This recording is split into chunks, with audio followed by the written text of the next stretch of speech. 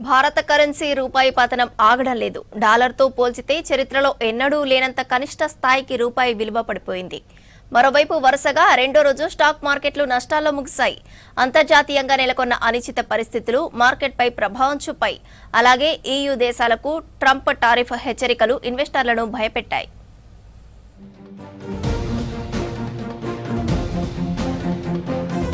America డాలర్తో పోల్చితే భారత currency రూపాయి పతనం కొనసాగుతోంది. చరిత్రలో ఎన్నడూ లేనంతగా ఆల్ టైమ్ కనిష్టానికి పడిపోయింది రూపాయి. డాలర్తో పోల్చితే రూపాయి విలువ 91.74కు దిగజారింది. ఇప్పటి వరకు రూపాయికి ఇదే కనిష్ట విలువ. ప్రస్తుతం భారత కరెన్సీ విలువ 91 రూపాయలకు పైనే ట్రేడ్ అవుతోంది. డిసెంబర్లో తొలిసారి 91 మార్క్ దాటింది రూపాయి.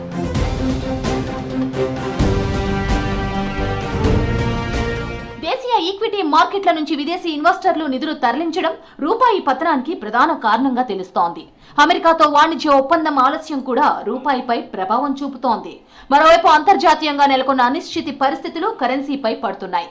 EUకి ట్రంప్ సుంకాల హెచ్చరికలతో టారిఫ్ భయాలు ప్రపంచ స్టాక్ మార్కెట్లను వెంటాడాయి.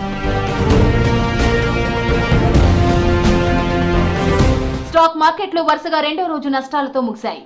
ఓ దశలో సెన్సెక్స్ 1000కి పైగా పాయింట్లు నష్టపోయింది. ఆ తర్వాత కాస్త లాభాల్లోకి వచ్చింది.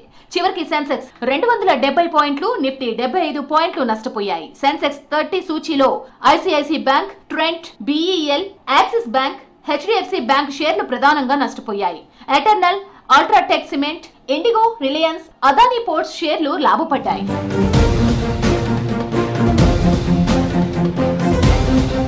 బంగారం, వెండి ధరలు చుక్కలంటున్నాయి. కేజీ సిల్వర్ రేటు 3,45,000 దాకింది. అటు 10 గ్రాముల పసిడి ధర 1,58,000 దాటింది.